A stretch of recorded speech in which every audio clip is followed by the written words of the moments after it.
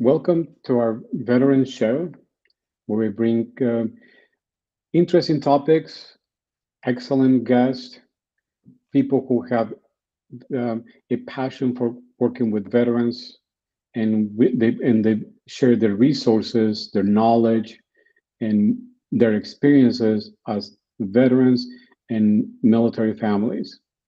Today, we want to introduce our phenomenal guest, Kelly Bagla, which is without any reservation, the best attorney you will ever meet. And Kelly shares her time in our show.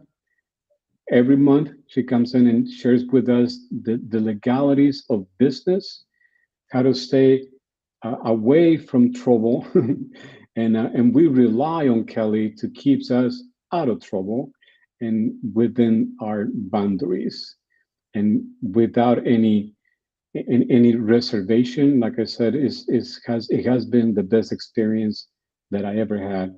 So I would like to share that experience with you as I welcome Kelly to the show. Hello, Joe. How are you? Doing good, Kelly. Welcome to the show. Our What an introduction. Thank you very, very much. all true, and I really admire you, respect you, and appreciate all you do for us and do you do with us. So it's always a pleasure. Always a pleasure. Joe, likewise, the respect is mutual. Well, thank you, Kelly. And that being said, we have a great topic today, which is a continuation of the previous topics. As as time is going by, more people are getting involved in investments, people trying to make the passive income, the extra income, and you know, we just tend to go and just dive in. But many times the law says you got to do things a certain way because there's consequences. So we touched a topic last time about um, the trust and how those help protect. But we also wanted to talk about the those people who are entrepreneurs and they want to buy rentals, and how do you stay protected while you're doing your rental ventures. But before we get started, you have a disclaimer that you want to share with us. Absolutely, yes. Any information that I share on the show is only for informational purposes and it does not create an attorney-client privilege. That being said, I love talking real estate. I love talking asset protection of real estate, Joe. So this is a dear topic to my heart because real estate is really the biggest asset that anybody would own. And here in America, there's, like you said, there are your traditional real estate investors that have portfolios of real estate, and that is it. And then you have the entrepreneurs that want to break into the real estate market. And so they start off with one property and they buy more. And then you have the homeowners. Don't forget about the homeowners. The homeowners themselves, they absolutely have a home that they can rent out as well. And based on all of these three different types of individuals or categories of people that are in the real estate business, it really does make 100% sense to, one, before you go into real estate, educate yourself, pick up a book on real estate, pick up something, some sort of literature, talk, listen to a podcast, listen to a book on real estate itself. Real estate is it can be quite complicated and quite complex, depending on which state you are in and which state you actually want to start your real estate portfolio business in. Second thing is please meet with a business real estate attorney, because there are nuances within the real estate law pertaining to your particular state. And then thirdly, what I would recommend is, and this is a proven strategy, Joe. So this is, I love getting into these strategy sort of sessions with clients, right? And normally, let's just say how it's done normally. So normally, Joe, what one would do, say Susie wants to buy a home and she wants to turn that into a rental. So Susie will go out and she'll buy a condo, the rental, in her name. And then Susie will go ahead and start engaging third parties. She'll either need to renovate the place, she needs to make it ready for rental, so she's spending more money there. And again, all of this is under Susie's name. Next, Susie's going to go and find a third-party management company. And again, that contract is again in Susie's name with the third-party management contract company. The management company will go out and find tenants for you. The tenants are going to sign a lease with the management company. Now, the management company is ultimately responsible to Susie because they are working for Susie. So traditionally, this is what happens. So now, let's say Susie's bought the house, she's set it up, it's ready for renting, she's found the management company, they found a tenant, and everything again is still in Susie's name. 2 or 3 years later, she's doing great, tenants doing great. Now, all of a sudden, they have some teenager kids come over, and there are accidents that could happen, and someone breaks and falls and breaks their neck. The next thing you know is that the tenants, there's a lawsuit, a big, massive lawsuit coming from the tenants, and they are going to send it to where? The management company, because that's who they've engaged with. The management company is going to send that directly to Susie. So now Susie is going to be personally responsible for all of the damages, costs, fees, expenses related to this particular lawsuit. That's Susie as an individual. Now, let's say Susie went and she came and spoke to me, and she found Bagler Law Firm online. She came and spoke to us, and now we're going to say to her, Susie, this is fantastic. Congratulations. You're starting on your entrepreneurial journey. We love that. We'll support you all the way. However, let's look at your legal structure. And this is something that Susie wants to do. She wants to build her portfolio. So it's not just one and done for her. She wants more properties. So this is what we do.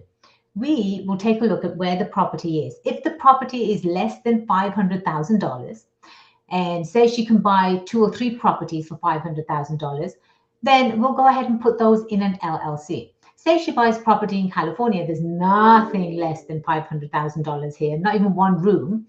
So we're going to say, Susie, put that property in one LLC. Do not commingle that. Do not put more properties in that one LLC.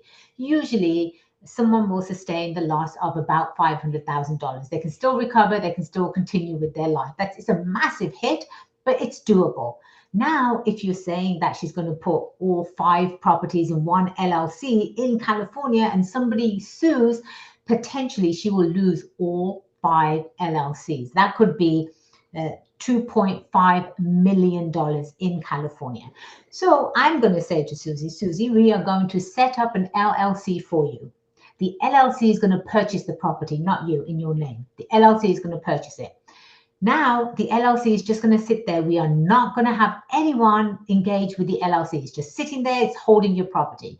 The next thing we do is, Susie, we're going to set up a management company for you. Even though you're using third-party companies, that's perfectly fine. We're going to set one up for you. So now we have set up a management company for Susie. Then we draft a management agreement between the LLC that's holding the property and the management agreement, the management company that Susie just set up. So now the LLC is given her management company 100% authority to manage all the properties and deal with everything that pertains to managing the properties. So now Susie goes out and she finds the third-party management company. That third party is going to enter into a contract with Susie's management company, not the LLC. I'll repeat that again. The LLC does not enter into any contracts whatsoever. So the management company is going to enter into a contract with Susie's management company. So now let's fast forward, right? 2 years later, teenagers come home, crazy party, someone gets hurt. Same scenario. The tenants are going to pass on the lawsuit to the third-party management company.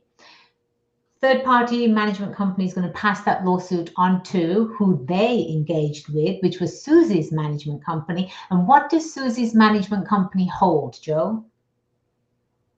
Nothing. Absolutely nothing. Absolutely nothing. So the homeowner, in this case, or the entrepreneurial Susie, is detached strategically two or three steps out of the lawsuit. Exactly. Now, Susie, yes, please go ahead. That's brilliant. Yes. So now Susie can be out here building her real estate portfolio and protecting herself at every stage.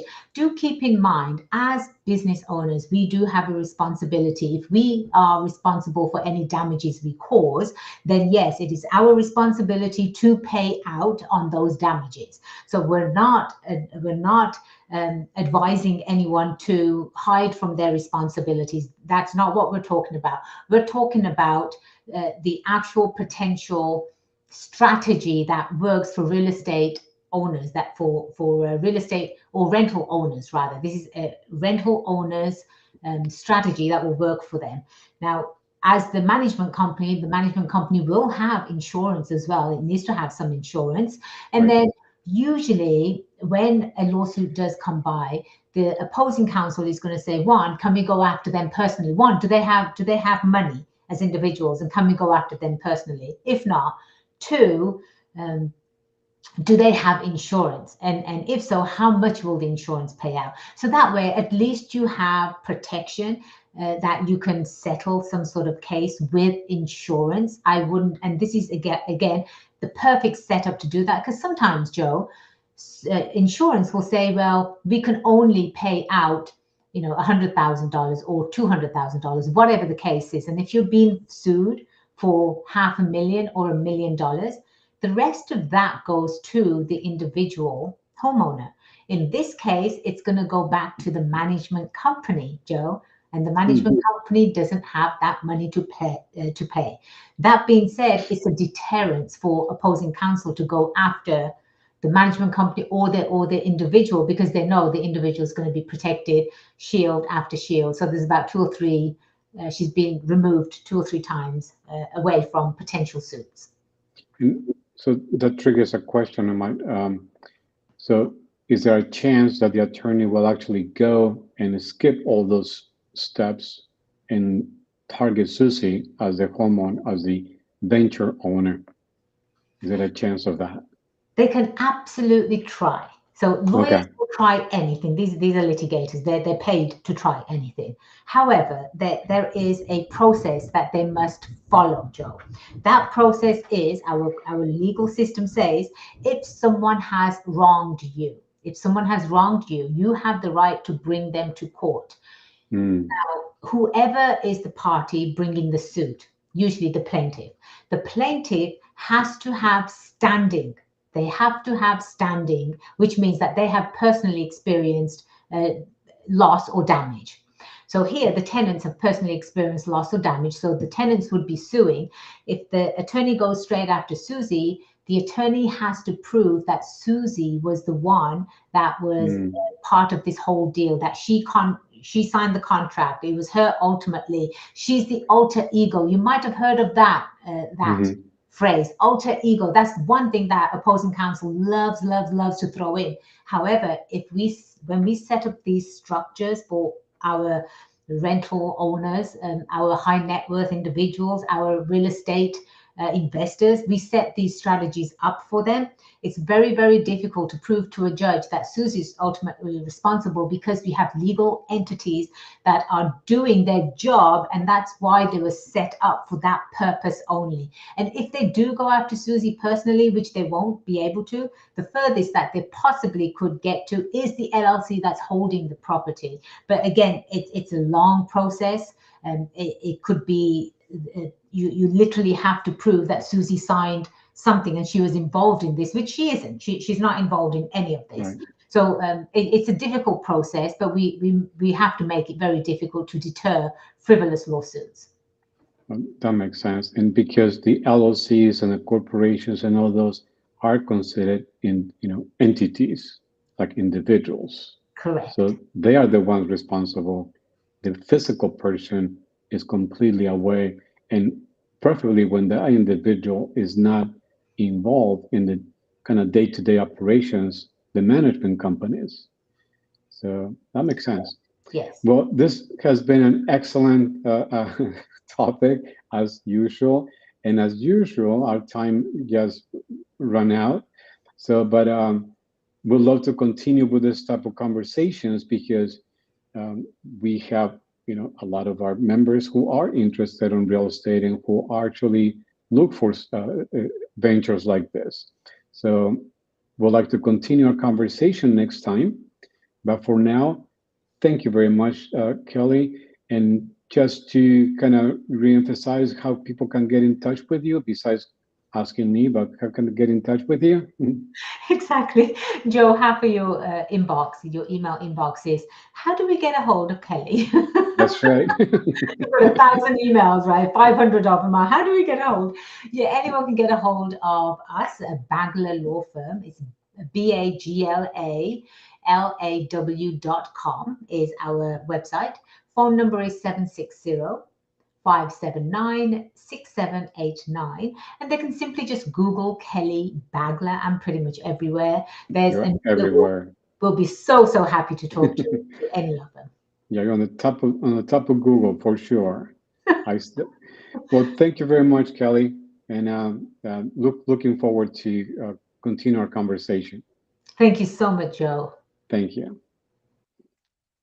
And now this was our segment for or with Kelly about legal aspects and how to protect yourself. But so now we're going to move into our next guest, which is Jacqueline, and she has a pretty good military experience that she wants to share with us. So I would like to welcome Jacqueline to our show. Hi there. Hello, how are you? Good, how are you? Great. Thank you very much for accepting the invitation to be in the interview. And before we get started, would you like, I know you have some awesome military experience and you also have a venture that you're now doing as a veteran. So, but I would like to start with a kind of introduction on who were you in the military? What did you do in the military? That would be great. Sure. So I was in the Army. I was a military police officer. I served from 2000 to 2008 and did one tour in Iraq during Operation Iraqi Freedom from 2003 to 2004. Oh, excellent. And thank you for your service. Thank you. And appreciate that. And being an MP, I'm sure you see a lot of things that that we as traditional soldiers don't get to see. So not we're not putting anything like that on, but it was anything like maybe funny or interesting that you witnessed as an MP? Gosh, every day. I think the first thing that comes to my mind was local Iraqis offering my team members a radio to trade in for me. That got a laugh out of us. And they came back and said, let's do it. We'll get the radio, but we'll come rescue you. That's even more interesting. Yes, I did not agree to the plan. Well, yeah. So, okay. And so, and as an MP, were there any kind of like funny things that you got to see? Funny things. Funny things are not coming to mind. We were doing convoy escorts through Baghdad, north of Baghdad, and escorting fuel tankers and supply trucks through the area, just so that they had a little bit of safety through zones where there was heavy bombing and IEDs. So that was the major role that we played in the area. But definitely great relationships that I still have today. That was, 20 years ago. Right? And still stay in touch with my teammates that were in Iraq with me and have great relationships with them. So I wouldn't trade that for anything. Was it, and aside from an MP or anything like that, but what was your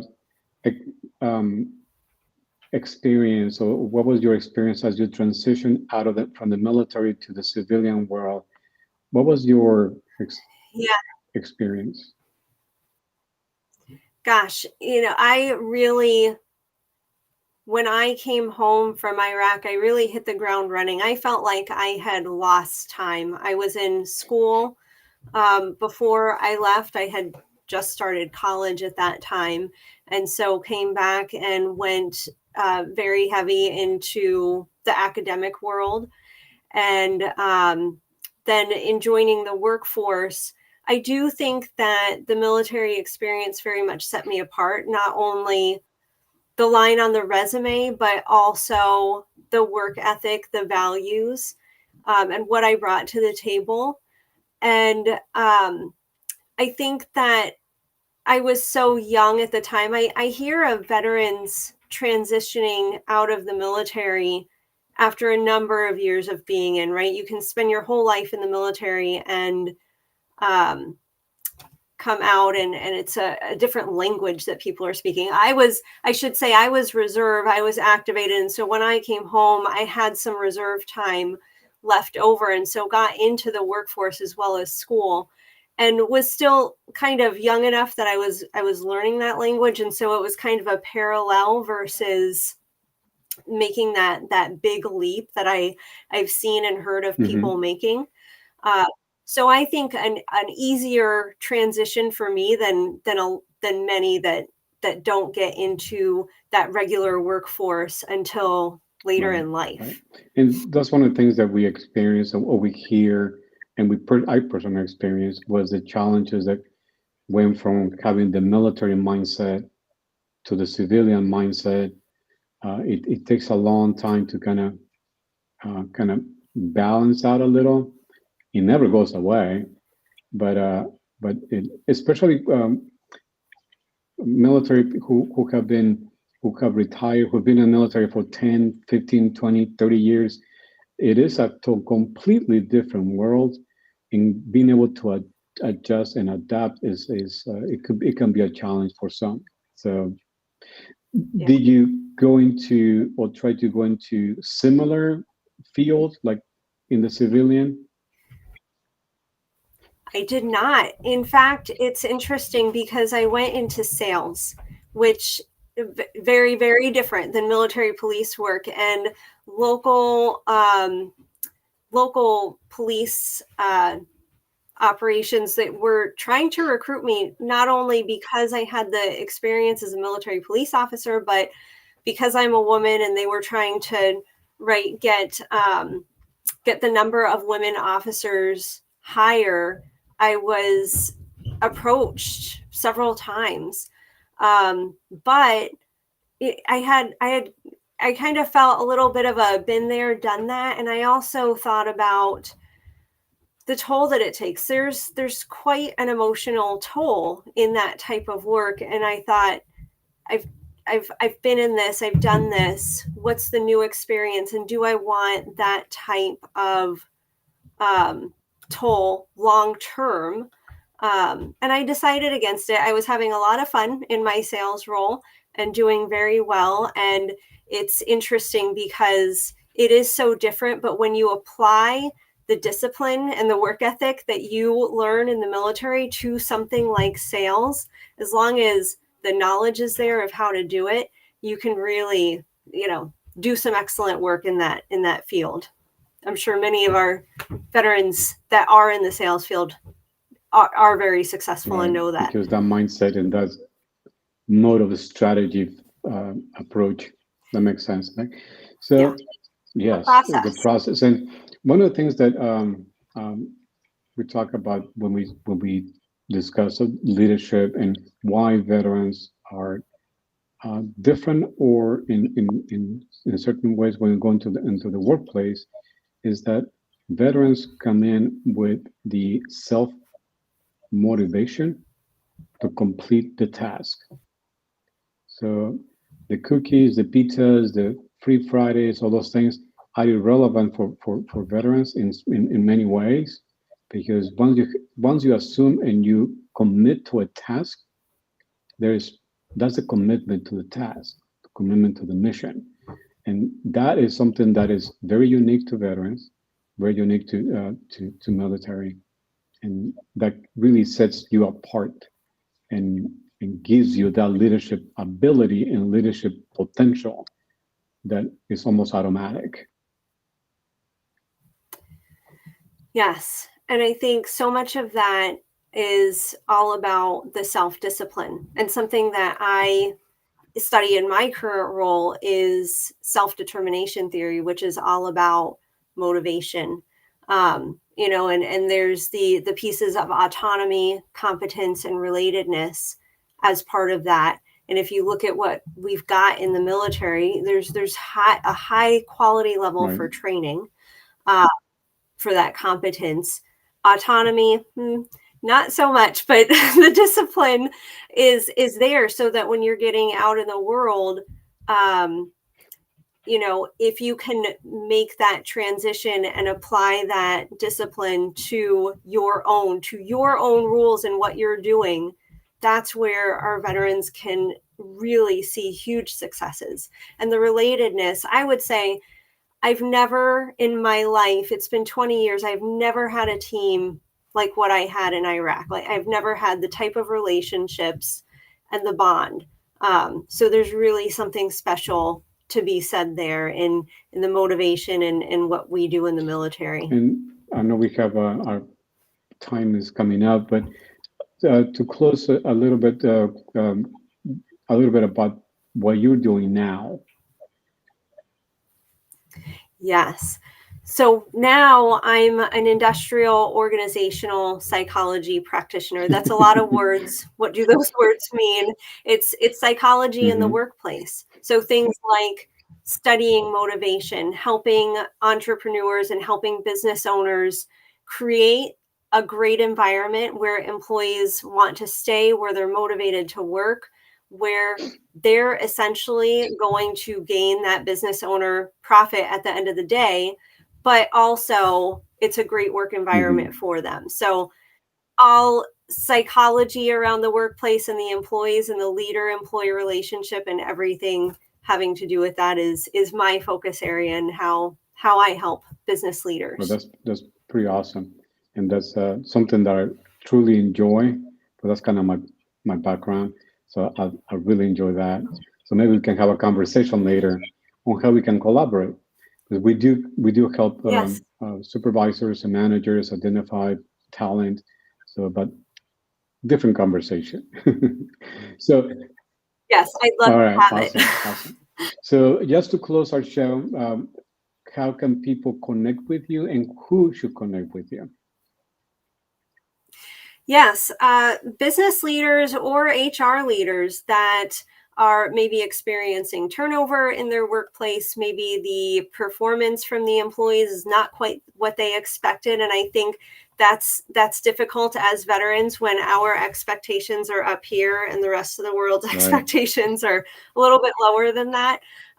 So anybody who needs help working through that and coaching or programs to support can reach out to me. Okay, and how can they reach out to you? Oh, yes. So my company is Elite Growth Partners. There is an email on the screen, Jacqueline Fiore 27@gmail or Jacqueline at Elite Growth Partners. Either would work well. Great. And if they want to get in touch with you, they can contact us, and then we'll let you know or how to contact with you better. Well, it's been a pleasure. Thank you very much for sharing your experiences and as in the military, your transition experience, and now your new adventure. And also want to thank you. And also always our invitation is open to you. If you want to come back to the show and give us an update what you're doing, what new program you're starting, or you just want to come and say hi. We'll love to have you. Great. Thank you very much. Thanks. Thank you. Take care. And with this, we end our Veterans Show for today. And we look forward to seeing you in our next show. Thank you for watching.